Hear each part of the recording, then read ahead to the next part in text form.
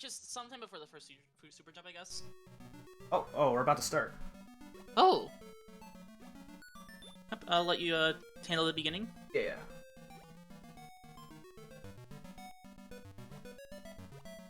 Hey, what's up, everybody, and welcome back to the Link to the Cure Marathon. I'm nowhere to be seen right now, but hopefully it's not that bad. Where did I even go? Okay, here I am. Alright, cool. Alright, that's enough of that. That's not what you're here for. Okay, welcome to Link's Awakening Deluxe for the Game Boy Color. And this time, would my commentary crew introduce yourself? Hello, I'm Sebas. I'm a much newer runner, but I'm here to explain everything to you and all the different cool tricks we do during the run. Right. Real quick, I'm gonna show off an Easter egg right off the bat here. If you name your file this, which means Zelda in English, then you get this nice classic Legend of Zelda theme on the file select screen. It's a little cool thing to do. It doesn't really do much. It doesn't really impact the run at all, but it's something that I like to do. This game's really hard. I'm not gonna be speaking much, unlike in NSMB2, because everything goes by really fast. I'm gonna try our best here. I'll chip in every once in a while. So if we're ready to go, I'm gonna go ahead and start in 3, 2, 1, go.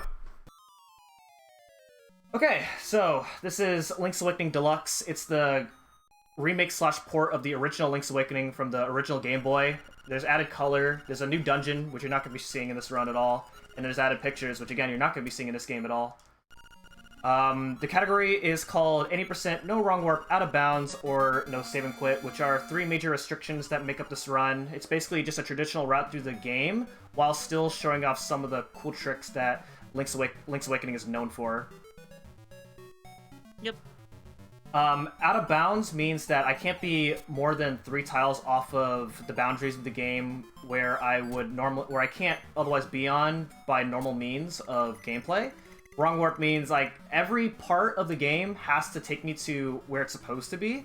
And then no save and quit basically means that if you save and quit in this game, then it takes you back to the last part that you came from, which does save time. This is kind of a very old category that has been run historically for several years. Yep, and there is a particular reason why the no saving quit is important, besides just preventing easy backtracking. Yeah, so we got the sword now. I did a little optimization where if you hold your shield out during the cutscene there, it actually extends Link's hitbox to where I can actually grab the sword before the owl flies away, and it saves about a few frames. That's called owl skip. It's not really owl skip, but that's what they call it. Or actually, no, it's called quick sword. Owl skip is coming up, but alright, we're going straight to the forest, and normally what you're supposed to do is you're supposed to go to the end of the forest to grab a toadstool, then trade it for magic powder, because there's a raccoon named Terran, or Terran has turned to a raccoon, the dad that we got the shield from, and we have to turn back into a human so that way he doesn't curse the forest again. But there's a major sequence break that skips all of that entirely. Yep, it's pretty much our first major skip of the run. Yeah, so we're gonna grab these 50 rupees, which are all the rupees that we need for the rest of the game. And then coming up is the trick, so I'll let you explain that. Yep.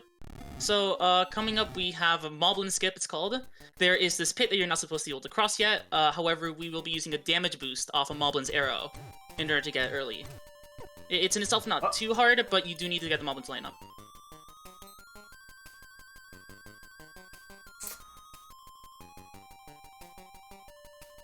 It's gonna take a few tries. This is kind of a reset point early on. Yeah, there's not much you can do about it. Okay. I could actually die here. My health is not looking good. Oh no. Alright. We got it, and then nice. Immediately after, if I do this right, that looks kind of good. Please get it, please get it. No! Okay, so what I was trying to do there is owl skip. I was 1 frame off. If you open the save menu 1 frame after opening the chest, then then that gives you just enough time for the owl to not talk to you by the time you leave the screen. But we didn't get it, but that's fine. But since I left before the owl flew away, that means the cutscene still exists, which means that I have to not enter that screen at all, but I don't have to worry about that at all with this route. Yeah. Something we'll be doing a lot that you might have noticed at the rupee chest is that if you open up the save and quit menu when you get an item, you just skip the text for it. It's a nice little time save we just do every single time we pick something up. Yeah. So now that we have the rupees, we're gonna use those rupees to kind of do some stuff here in the village. And the first thing is we're gonna be playing the infamous trendy game. If you know anything about the Switch version of this game, it's very notorious for being bad. But in this one, oh my god, we got it first try! I can't believe it. It's so easy. Nobody messes us up. It's super consistent. Yeah. Yeah. We never got the powder from the witch. So this is where we get it instead, using the power of capitalism. Yeah, so now we're gonna go shopping. There's a shovel, it's 200 rupees, but we don't have 200 rupees. I'm gonna walk away with it anyway. We're gonna go back in the shop, but oh wait, he's not happy. Oh no! I just died! I love this. It's just like something they put into the game. Yeah. Super helpful for the run too. We can just shop now without enough money and never come back. Yeah, fortunately, he lets us keep the item, even though we stole it. He's not happy, but yeah. Alright, so we're gonna buy a couple bombs that we need for the game, for some tricks later on. Then we're gonna take the bow. It's 980 rupees, pretty ridiculous amount for a bow, but we're gonna walk away with it again. It's a really strong bow. Yeah, it's really strong. And hopefully that'll be the last time we ever enter the shop, assuming the run doesn't go bad. But who would ever have the run go that badly? Yeah, it's happened to me. But yeah, so now we're gonna go straight to the first dungeon. And and from here on out, what I'm doing here is I'm actually counting the number of enemies that I kill, and that's because exclusive to Link's Awakening, there are two power-ups called Guardian Acorn and Piece of Power. Guardian Acorn we don't care about, but for Piece of Power, if I kill 30 enemies then a Piece of Power will drop. And what the Piece of Power will do is it gives me a speed boost. A 1.5 times speed boost, as well as do extra damage, and so both those combined is very useful throughout this run. Yep, it's nice to have in general, and Machan is going to be keeping track of however many kills he has, so that he gets them in dungeons. They disappear whenever you go in and out of dungeon, so you want to get them inside the dungeons in order to get the most out of them.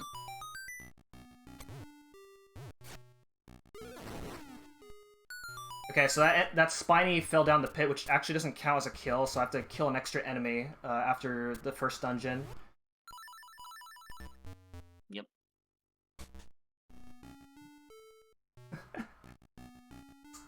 Oh yeah, that's another thing. If you steal, then everybody calls you thief, so the file name so my Zelda file name is now useless. Yep, and we're gonna do a little damage boost and get our first major item of the run, the Rock's Feather. It just straight up lets you jump, and it's actually incredibly useful. It's I'd say one of the most used items in the run. Yeah, and so our first trick with the Rock's Feather is actually coming up, which I can explain it. Yep. So in this game, you just clip into walls by walking into them from corners, and not only is this useful for shaving off seconds in movement, but coming right up, we're going to be clipping into a wall, and then jumping up on it and jumping off of it again, like that. And that's called a super jump, and we can just straight up use it to skip the key block and not have to waste the key on it. Alright, hard boss coming up. Yep. Alright, I win. Very difficult boss. Yeah, okay, but actual hard boss coming up, though.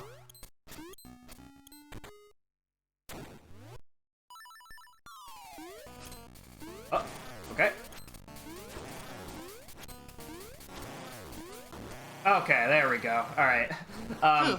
Yeah, this is actually the first, it's not hard in the sense that you're gonna die. Well, you could, but what makes that boss hard is that if you fall down, which is really easy to do, then you have to reset the fight. He gains all his health back, and you just lose a lot of time. If you've played A Link to the Past, you also know how painful Moldrum can be. Yeah, fortunately easier in this game, but it's still painful. I'd say Moldrum is probably one of the hardest bosses for, like, new runners. Yeah, definitely. Alright, so that's our first of 8 dungeons that we're going to be doing in the game, Tail Cave, and now we're going to be going straight to the next dungeon. Al's going to talk to us about stuff that we don't care about. Mm-hmm. Okay, there we go. Normally I kill 2 enemies there, but because I missed a kill in the first dungeon, I kill all 3 of them. Yeah, the piece of power running really helps out a lot.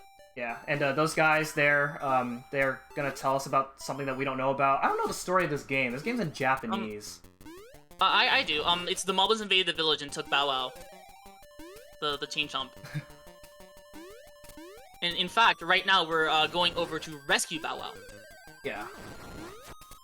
Because we need him to get into the dungeon. As a note, the piece of power is kind of a big reason why we do the no save and quit. Save and quitting resets the piece of power, so even though it's faster, you lose that aspect of the game entirely, which is something people are a fan of. Yeah, and it also it resets if you save and quit or die. So it's very important to not die. Yep, at least not until all your POP routing is done. Yeah. And there's 3 parts of the run where piece of power is very important. Sometimes 4, but the 4th one no one really keeps track of. Yeah, I believe the first 3 is where it really helps out the most. Yeah, definitely. Alright, so we rescued Bow Wow from the Moblin King. And Very nice. you're supposed to return him, which, well, actually, if you keep him, if you try to return him now, then Meow Meow says, why don't you just walk with him a little bit? So that's what we're gonna do. Yep, but you are supposed to return him after Dungeon 2 is done. Yeah.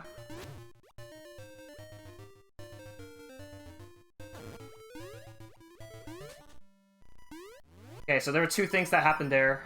One of which was Fluck Clip. You can actually use the text box that says that oh, you can't do this without this particular item, which buffers your movement by a few pixels, so that way we can clip through those rocks. And then to enter this dungeon, it's random because Bow Wow can sometimes take a long time to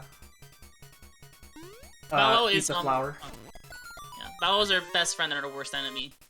Yeah. You'll see more of that later. There is, in particular, one really important glitch that WoW can just completely mess up if it feels like it. And also we got our piece of power now, so you can kind of notice how much faster we're going. Yep. And as a note, Machan is doing jumps whenever he moves diagonally, because jumping diagonally doesn't slow you down in any way at all, whereas walking diagonally does. Oh, and by the way, it's pronounced mchan. Oh, I'm so sorry. Very hard mini boss.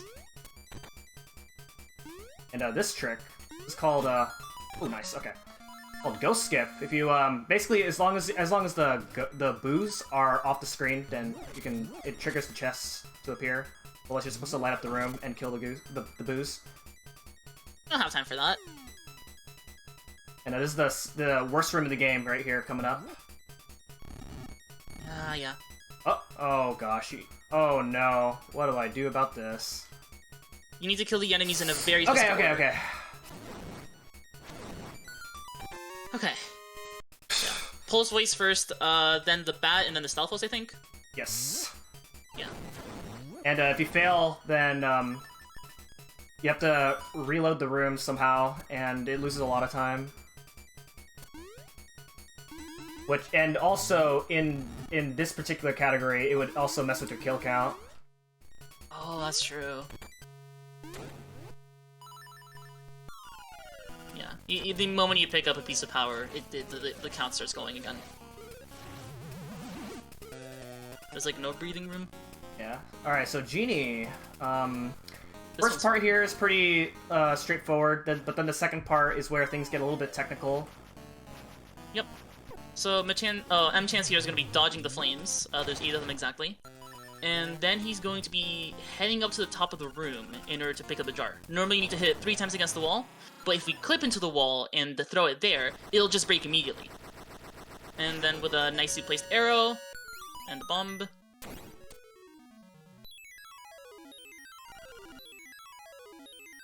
Yeah, that fight goes by really fast. Nice. So if you blink, if you blink, you missed it. It's really fast. Yeah. It's really impressive too. We knock him just the right way so that the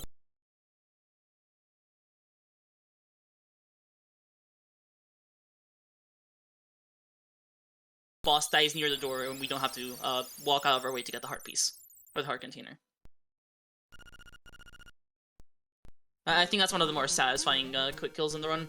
Yeah. Especially when how drawn out the normal boss fight is.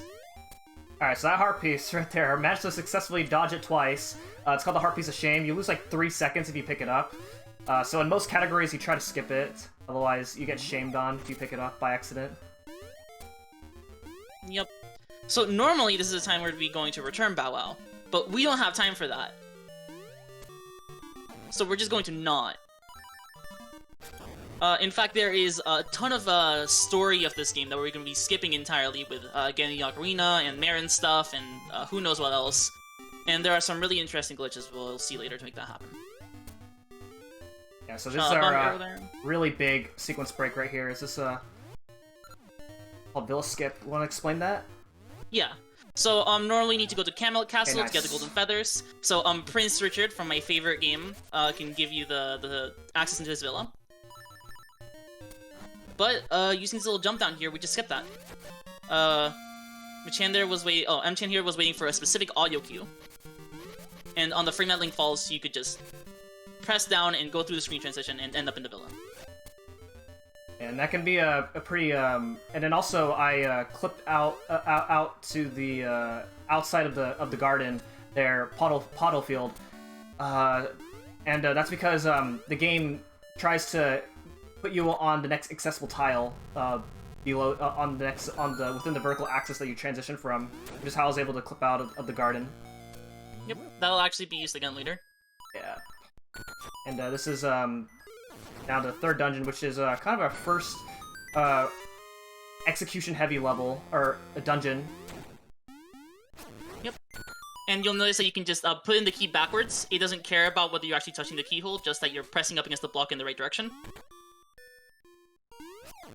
So that's a neat little trick to save some time.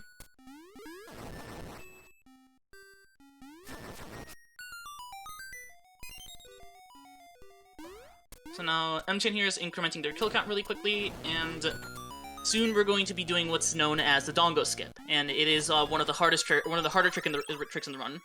It's a special super jump where you need to very quickly enter a room and then clink off at the dongo with a spin slash in order to change your vertical momentum of the super jump into a horizontal and kind of jump over some blocks.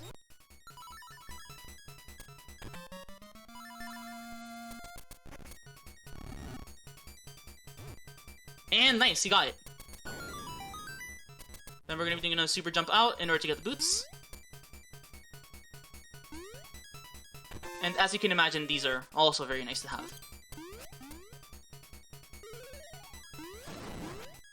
So we're about to do Dongo Skip again here. Yep, you thought it was scary having to do it once, and to have to do it twice. And you can in fact soft block during this, if you land inside the block.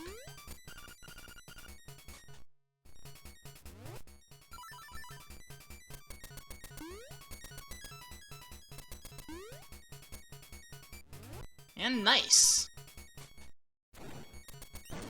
And then with another flock clip, we can just head straight to the boss now. We have basically skipped, like, I'd say over half the dungeon. Yeah, you're supposed to get a lot of keys, but with all these tricks that we're doing, we just skipped a ton of keys, which kind of obsoletes the name of this dungeon, Key Cavern. And coming up is the slime boss.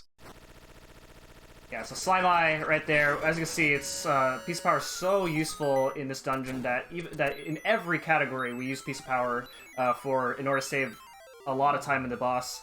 Because with Piece of Power saves 10 seconds on Slime Eye. It's a lot of time. Yep, just you have to get the double damage on the sword slashes near the end of the fight is huge, just because of how much time he spends in the air. And that's Dungeon 3. Yeah, so the route's been somewhat straightforward so far, but this is where the game kind of gets a little bit non-linear, as we're actually not going to be doing the fourth dungeon right now. Yep. You thought it was gonna be D4, but it's actually not. Yeah. You might be asking, like, oh, well, then how are you gonna do the other parts of the game? You don't have those particular items from the fourth dungeon. Well, you'll see. Yeah. As for the reason why we choose to do this, I guess I can explain that now. Normally when you finish D4, a ghost shows up, and he forces you to do this kind of, like, long-winded side quest about finding his remains and such. And it's really long and annoying, and the game won't let you progress until it's done. However, if you get a certain items before you finish D4, that'll flag the quest as completed, and it'll never start in the first place. The main item we get from D6 is one of those items, so we're going to be doing that next. Yeah. And instead, this is a pretty scary part of the run, as this is Armos Maze. If you get hit by these Armos statues, they do 2 hearts of damage, and because we have, like, we're doing this so early, we have significantly less hearts than we're supposed to have. Yep. Really and also easy to coming die. up... Yep, and also coming up is the Armos Knight fight, which I'm going to be quiet for, since mchan needs a certain audio cue. Okay, here we go.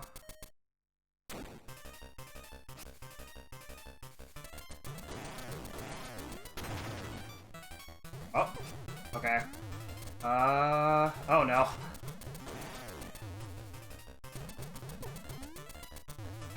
Oh gosh, please. Okay, okay. Oh my goodness. All right, yeah. You can if you can see that if you mess this up, then it can really go so badly. Now, Armos Knight cannot be unfortunately, damaged. yeah. Unfortunately, now my HP count's not looking good. Are you gonna use the backup Fairy Fountain, or no? No. Okay. Yeah, Armos Knight is scary because you can't use regular sword slashes on him. You need to use boot dashes or spin slashes.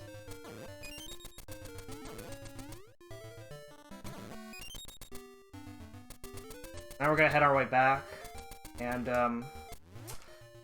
coming up is our is another trick that we're gonna do. It's called a Jesus jump. Jesus jump.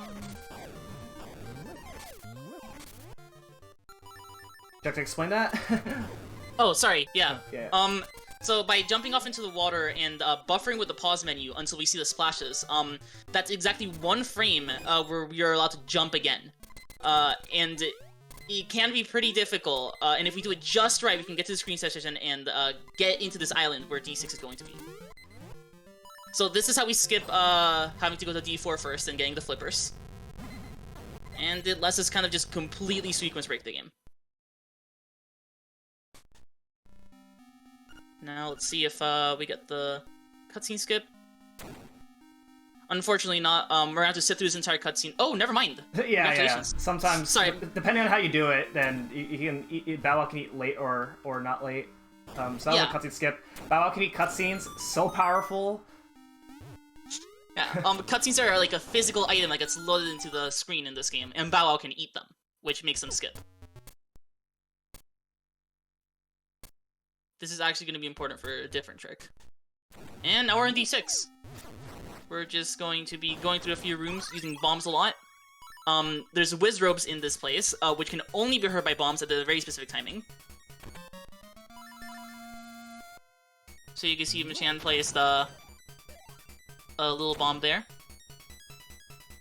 With the right timing. And now we have the level 2 power bracelet. Yeah, and I also got Piece of Power as well. Normally I'd get in the room before, but this is fine. It means I have to make up some kills later on, because right now I'm actually below my kill count. Something else to know about kills is that to keep track of your kill count is sometimes hard to do because Bow Wow, what enemies Bow Wow eats also impacts your kill count. Yep, it's definitely one of the more kind of difficult parts of the run, but that's part of why people like to run no save and quit. Now coming up is a hard room. And nice! Yeah, you place one bomb and then you knock the last Wizrobe that's too far away into it. And that can be really hard to do with a Piece of Power, but mchan nailed it. And now we have some super jumps here in order to get up to that ledge. Same thing as before, it clips into walls. And this lets us get the boss key a lot earlier than we're supposed to be able to. We're basically just ripping straight through this dungeon at this point. Yeah. So we're essentially doing this dungeon backwards now. Yep. Because when you're doing this dungeon normally, like when you have like the hook shot from the 5th dungeon, this is you're supposed to do this dungeon like the other side that I'm doing this on now. All right, horse heads.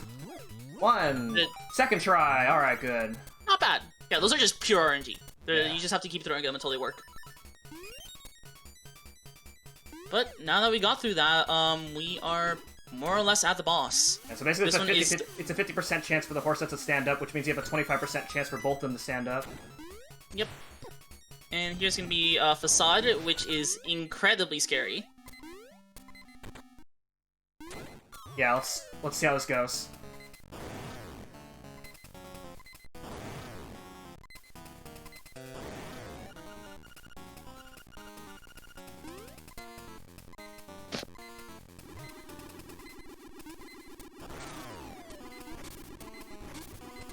Oh wow.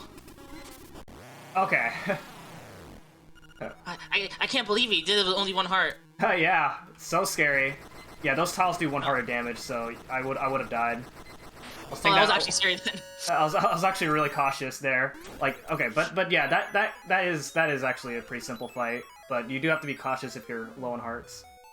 Okay, Facade is the easiest. Okay, real quick. Normally it's a bomb trigger that I would go for. The owl's gonna talk to me as soon as I leave this dungeon, but I'm not gonna do the bomb trigger. It saves 2 seconds if I go for it, but it makes the bomb count really tight. And I would like to conserve my bombs right now, but then also come up as the scariest part of the run. I have to escape the dungeon since I don't have a way to swim out of the dungeon, and it's really hard because I do a lot of Jesus jumps in a row.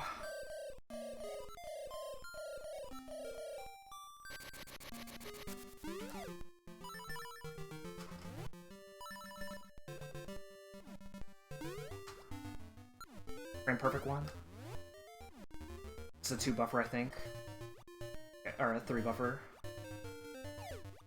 Alright, this is the scariest part.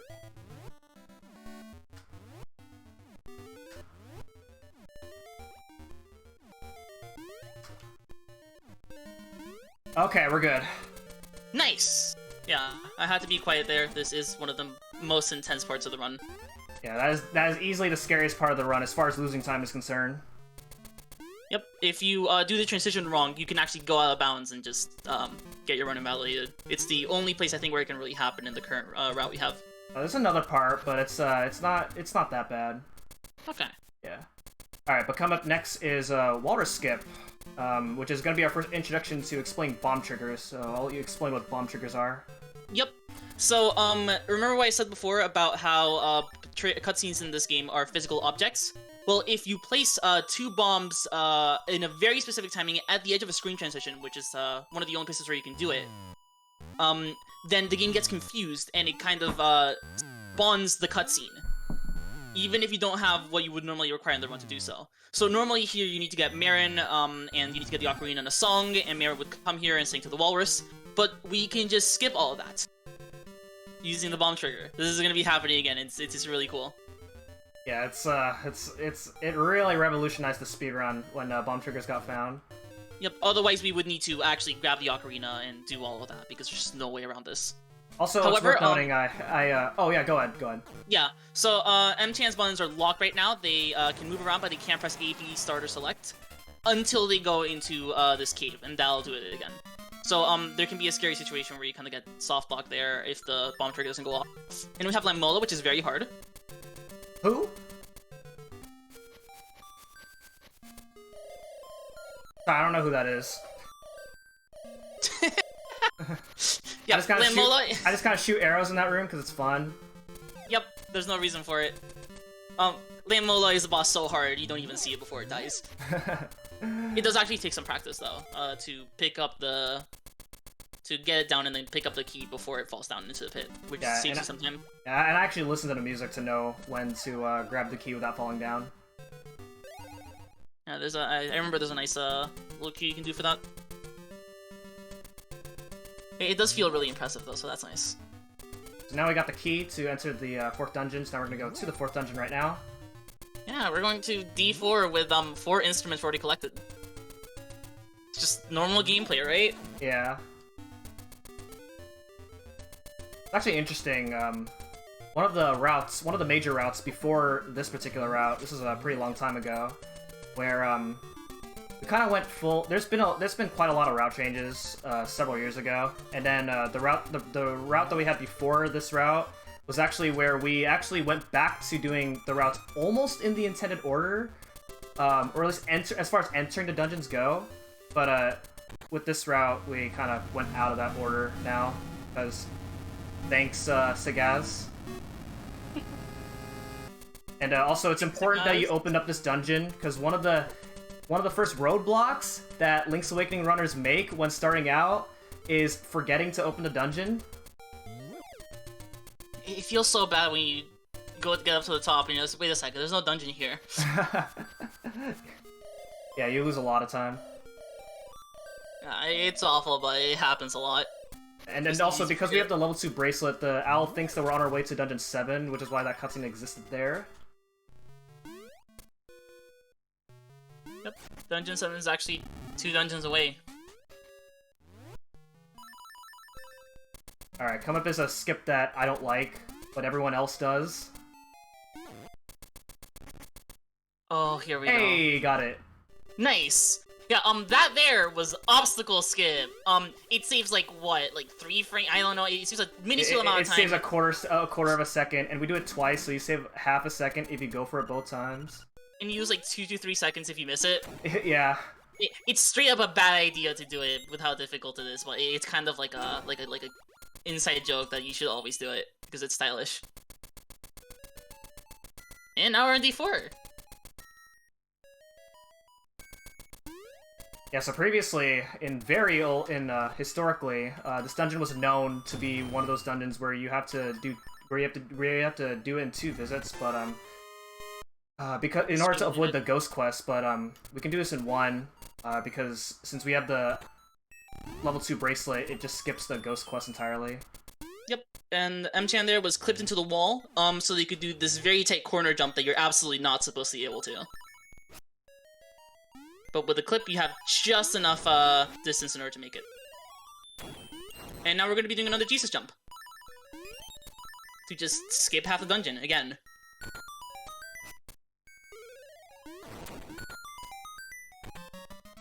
For me, the part out of the screen transition in water is probably the scariest one.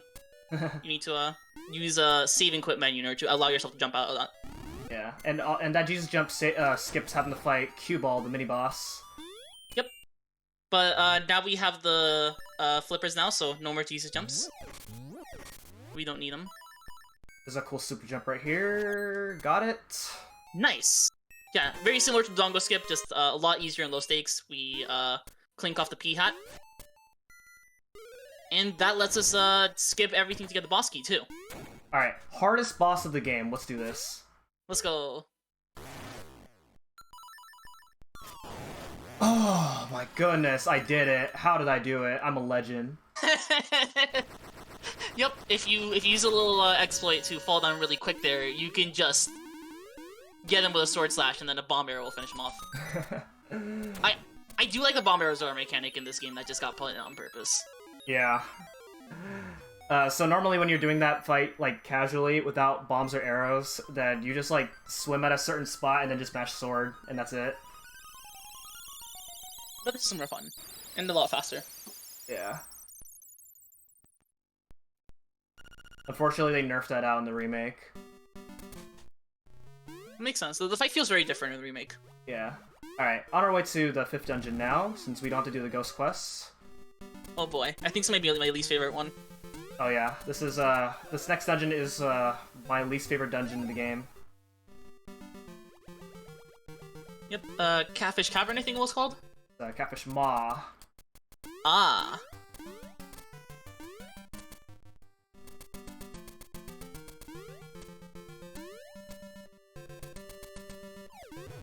Yep, this one, you couldn't possibly Jesus jump into, even if you wanted.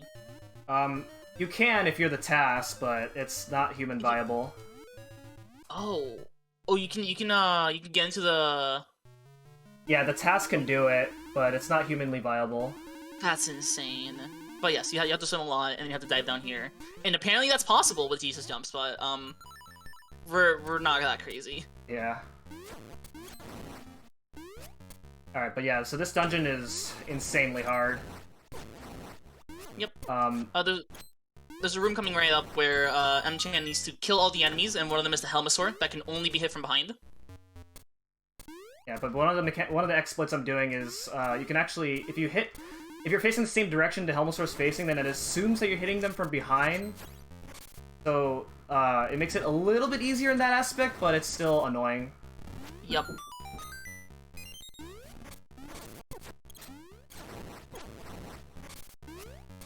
And we're gonna have to do that one more time, because this dungeon has a lot of backtracking.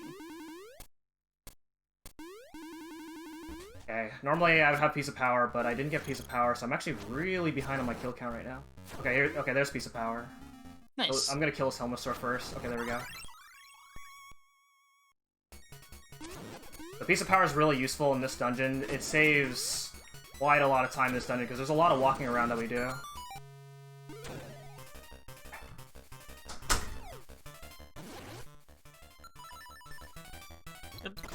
Movement and... The Piece of Power is great, because it helps with movement and boss kills. And here is the first Armos fight. Not Armos, Stalfos. And nice. Yeah, all you do here is you need to line yourself up perfect vertically, and then you shoot, you fill them with bomb arrows. So we're gonna be fighting that guy 4 times total throughout the dungeon. We have to in specific orders because he only shows up in those rooms when you fought the previous one, and the last one drops the hook shot. And here's the second one. Yeah, so the first time, the first and 4th time, it takes 3 bombs to beat him. Second and 3rd time, it takes 2 bombs. So there's different strats for each Master Stalfos fight. But what you saw me do in the first fight is I actually overkilled him. When you overkill Master Stalfos, it actually kills him, which drops an extra key that you're not supposed to get at all. But that is actually useful for another trick coming up later. Oh, nice! Didn't know that. Yeah. Part of why the strats look different too is because Stalfos 1 and 4 drop items that we need to pick up. So we manipulate them to move close to the screen. Oh. Yeah. Okay. Alright, coming right up is a very precise dash jump I'm gonna try and get. Yep, we need a perfect boots jump to skip beating the hook shot in order to get the boss key. Okay, nice. First try. Perfect! It's actually much harder really than I made it look. It's actually easier to set up with Piece of Power. But yeah, that skips having to backtrack here later on when you get the hook shot. Yeah. A lot of runners actually use a specific setup to line themselves up just right, so that's really impressive. Yeah, and that's because you have a much smaller window to set that up. Whereas with Piece of Power, you have a lot of pixels to line yourself up with that. So I don't usually use the setup with Piece of Power. Oh, that makes sense. Yeah. The movement speed definitely is gonna help out. Okay, nice RNG. This was like a super jump right there that I just forgot to mention entirely. They're just so often used that they're just like a part of the movement now. Yeah. Yeah, you can actually try those at home, and they feel really satisfying to do. Yeah, but on the 1.0 version, just... Yeah, you do need LADX 1.0. Okay, that was the last Master Stalfos fight right there. There's actually a way to skip a lot of this dungeon, but that's only useful in the 100% category just due to the items that we get in 100%. So we do have to do we have to do basically just most of this dungeon. Yep.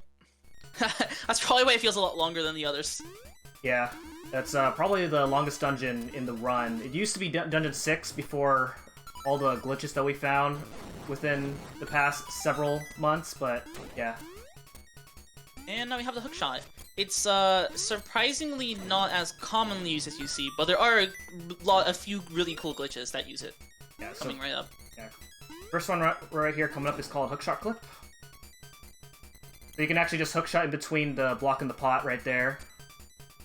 And I'm actually going to lose Piece of Power here on purpose, because I don't want Piece of Power for the boss fight.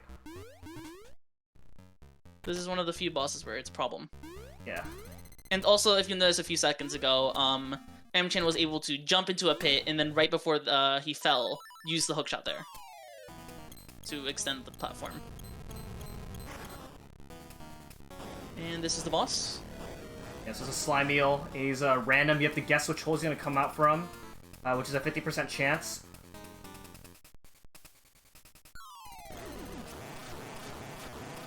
It takes 8 hits and not 8 damage. Okay, there we go. That was good luck right there. So the reason I not want Piece of Power for this boss is because enemies have longer iframes when you have Piece of Power. So in the case of this, you do not want to have Piece of Power. Otherwise, it's harder to get the 4 hits per cycle on the slime eel fight. Yep, and you really want those, since that's how you get the perfect 2-cycle fight. As a note, you can pick up heart containers with a hookshot, so that's a nice little time save there. Alright, so our next dungeon is 7. We already did 6. So we're going straight to 7. Also, these jumps I'm doing in the water actually save just a little bit of time, so you do have to mash really fast in order to maximize your time save within those swimming screens. Yeah, the ones that bonk against the ceiling? Yeah. Yeah. Anytime you're swimming in 2D section, you want to be doing that against the ceiling. Yep, and now we're going heading all the way back to Tal Mountains. 4D7.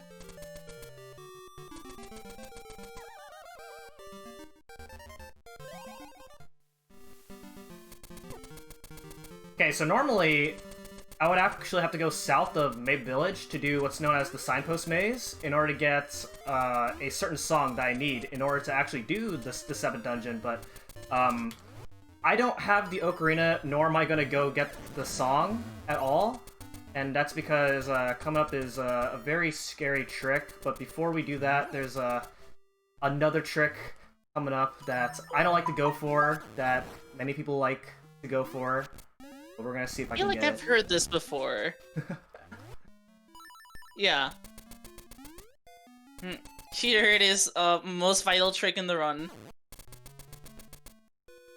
Hey, 2 for 2. Alright, there we go. There's my half-second save. Skip. Nice. Alright, but then coming up is a very scary trick. Very infamous trick that Link's Awakening is known for.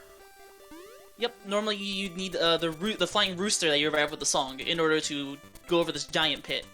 However, we don't have time for that. So instead we're going to do the scariest trick in the run where you lose like 15 seconds every time you fail.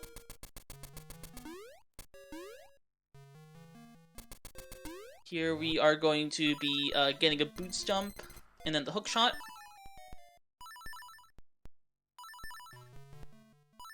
And by buffering with the save and quit menu to get a very exact frame, there's exactly 1 frame of the hookshot animation where you can get a second jump. The game thinks that you're on the ground, and it's exactly 1 frame. And you need to do it twice in order to jump over the pit. Okay, that's unfortunate.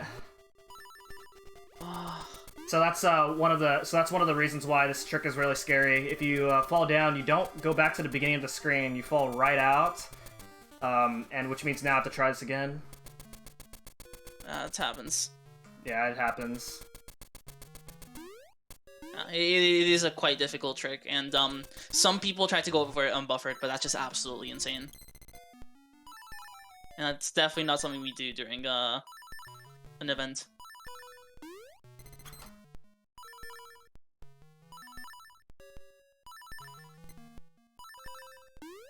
Okay, there we go. That's much better. Nice. Yeah, this is probably one of the most impressive and difficult tricks in the run, even if it not necessarily look like it. Yeah, it's definitely more impressive to when it's unbuffered, but and it does save 8 seconds over the buffered method that you saw me do. Sometimes more. Well, actually, likely more, because because a lot of time it takes multiple, but more than just frame perfect buffering. Yeah, it's really hard. An interesting thing about a lot of these tricks, like the Villa Skip and Jesus Jump, is that the closer you're willing to cut her before you start buffering, the more time you can save. So there's an interesting element of like trade-off and skill to it. Hmm. The other thing that can happen with Wrist or Skip is that Bao can get in your way.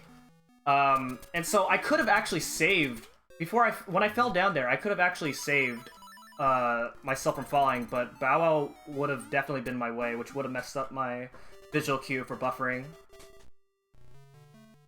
Yep, this is really the worst part of WoW. Like the POP mess up can be fine, but sometimes he just gets in your way in Rooster Skip, and there's nothing you can do about it. Nice. Okay, that was another cutscene skip right there. Very nice. Okay, so if anybody who's played this game casually, who hates this dungeon a lot, well, we're definitely gonna be here for a while. Mm-hmm. I do that super jump, which already skips like half the dungeon. Yep, you can just ignore the little switch box flips things by just jumping over them with a super jump. Or jumping on them, rather. Oh. And now we're going to be doing a bomb trigger. Yeah. So normally, you need to lug around this heavy ball of iron to smash into the pits, not into the pits, into the pillars, to break them all down and bring the rest of the dungeon down.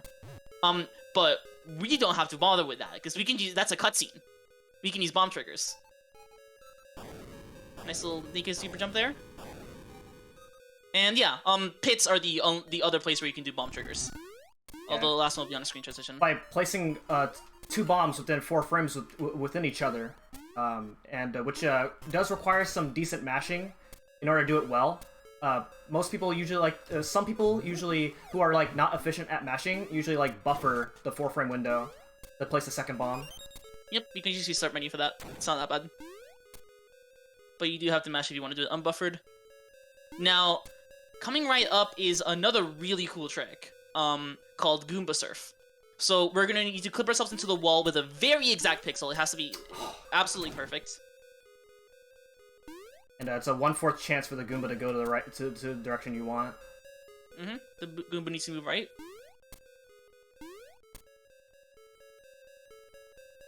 So it is unfortunately a little RNG heavy. Oh my goodness. Why is this not working? Oh no.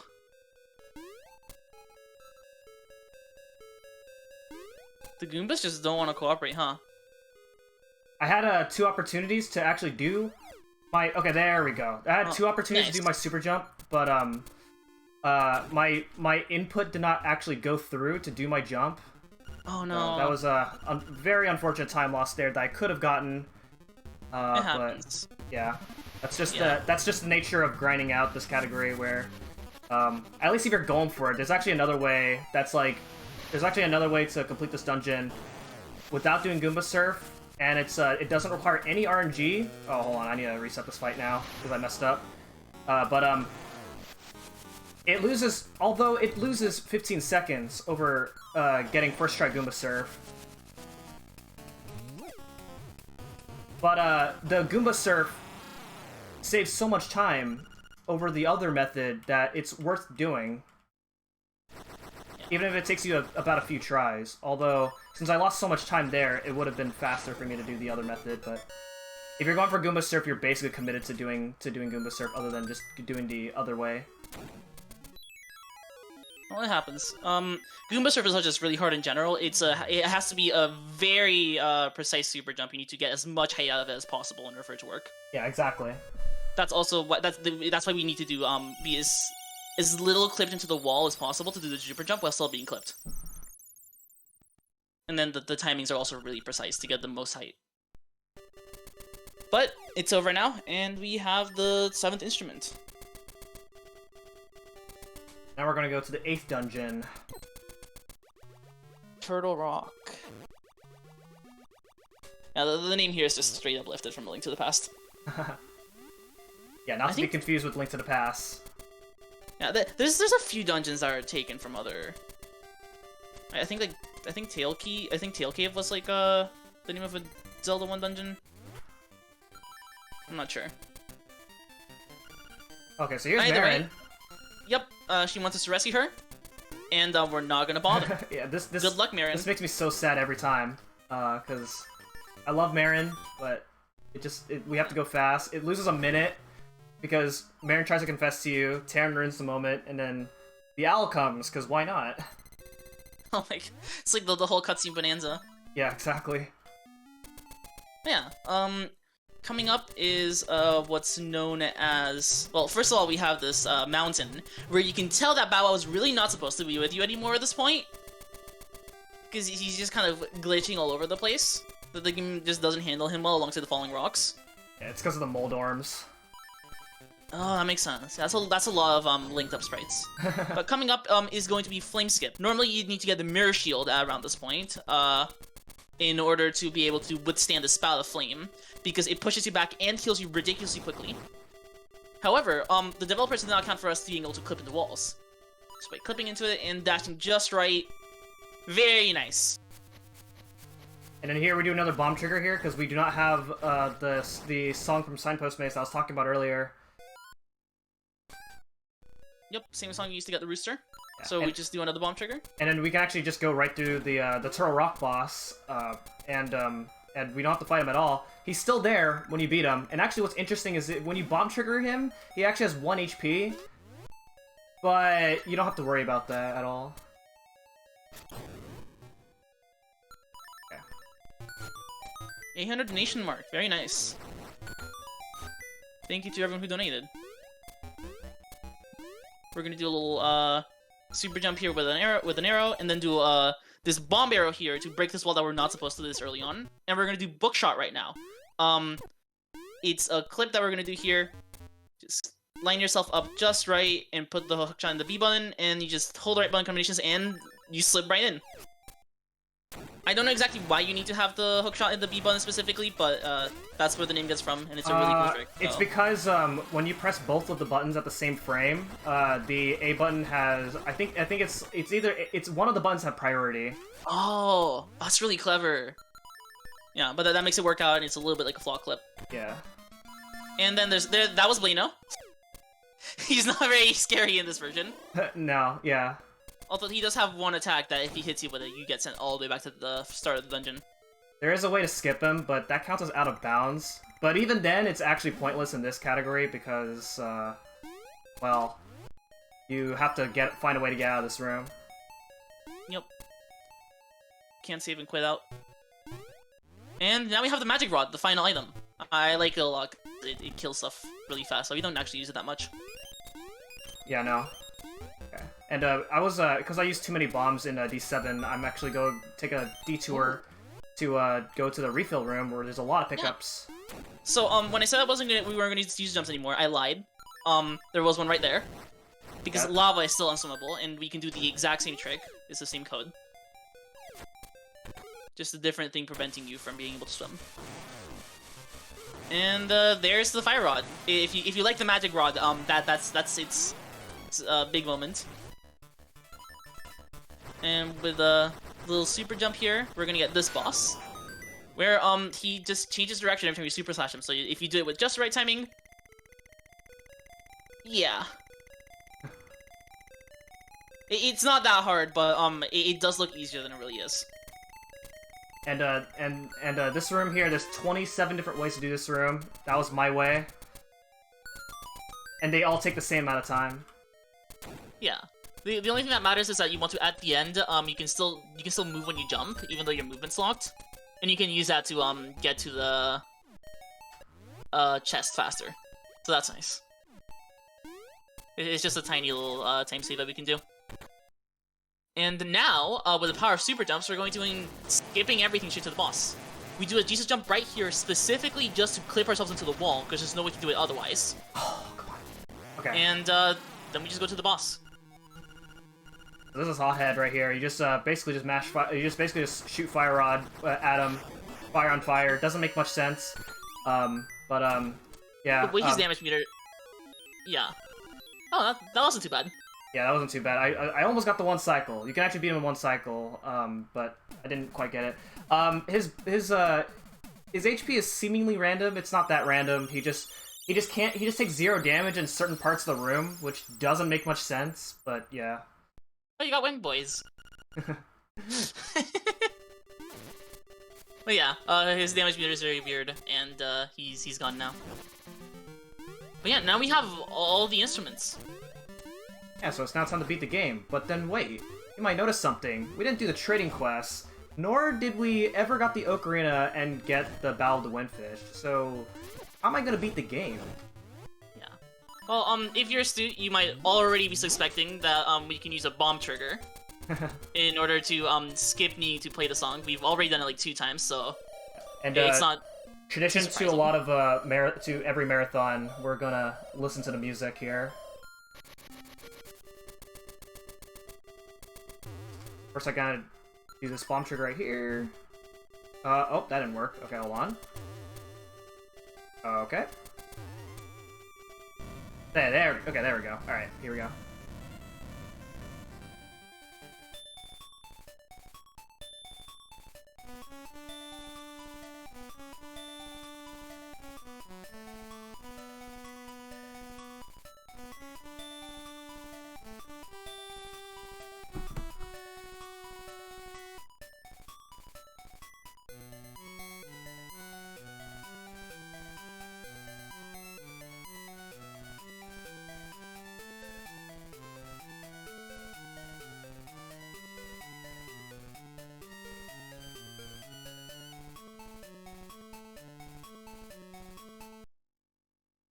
Okay, so there's a lot to explain here coming up. The first thing is, if you don't read the book in the library with the magnifying lens at all, then the path is always the same here in the egg.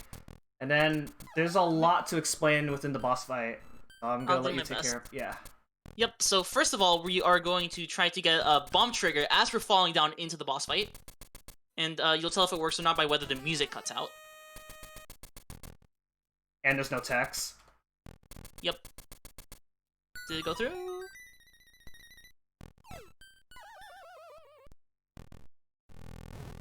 Okay, there we go.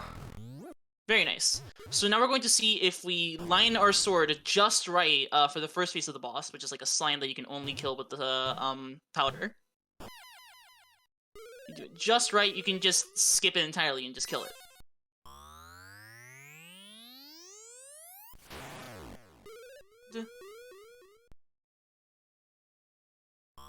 Very nice. Now, next phase up is going to be Aghanim. If you've played Link to the Past, you know how this goes. So, the first 2 balls are guaranteed to be the good red ones, but after that, there's a 50% chance that you'll get the blue ones that just mess you up. However, I believe that mchan has a specific manipulation for that. I'm not sure. Nice. Very nice. Yeah, that was the manipulation. I actually messed up, but I got lucky. Very nice. Yeah, sometimes you get lucky. And coming up is going to be, I believe, Ganondorf? Moldorm, but no, you can stun lock him in place. Oh, you got the sunlock, nice. Yeah, if you get him at the very start, you can just keep mashing away at him. He doesn't die until you actually stop slashing, so you need to know how many hits to do. And next up is Ganon, who you can just mash your boots into over and over again. And he'll actually die before he ever gets to teleport or do anything cool. Yeah, and then, next is Lanmola, and which is a spin slash, and then Deathel. Yep, Lanmola also gets skipped entirely with a glitch. And now Deathel is probably one of the only other hard bosses. You need to jump over his arms and shoot arrows into his eye, which opens randomly. So now, ideally, mchan wants to get 4 arrows per eye open here for a 4 cycle. You need 16 arrows total.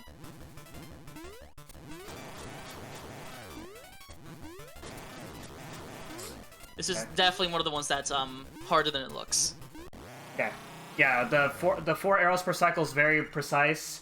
If you're really good, you can actually get a 5th arrow in, but nobody ever goes for that. Yep, and if you waste too much arrows here, on the eye close, the run is just over. Yeah, well, you can save it with bombs, but it's much harder to hit him with bombs. Yep. But that was Deathel, and now with a little set up at the corner to get into the platform just right. And that's time. Alright, so The time is 57:52, which is a time that I'm not really that happy about. Cause you know, there was some. I got unlucky on a few places, but what can you do? It happens. Yeah. Aside from that, I'd like to say, aside from some of the luck-based parts that were out of my control, I'd say I played pretty well. I was able to nail basically all the things I want to do. That's pretty good. We didn't mess up during the Dongo or Jesus jumps, thankfully. Yeah, Moblin Skip didn't go well. Goomba Surf didn't go well. Then there was a few other oddities that were out of my control, but 57:52 is still alright. It's not a bad time by any means. Yeah. Yeah, I hope you guys enjoyed. I guess we'll just watch the credits because we have the time. It's a really good credit sequence. Thank you everyone for the GGs. GG. Yeah, I know I already said my thanks in the last run, but once again, thanks to the people involved, Trisnall and everybody else involved in the Link to the Cure event. I got to run two of my favorite speed games, New Super Mario Bros. 2 and Link's Awakening. Link's Awakening Deluxe used to be one of my favorite speed games way back in 2018, and then you know, time goes on, you kind of just find games that are a bit more fun. But it's always nice for me to kind of come back to play this game every once in a while. It's a really fun speed game. The tricks are really cool, and it's always really fun to hang out with the community. Yeah, I can definitely second that.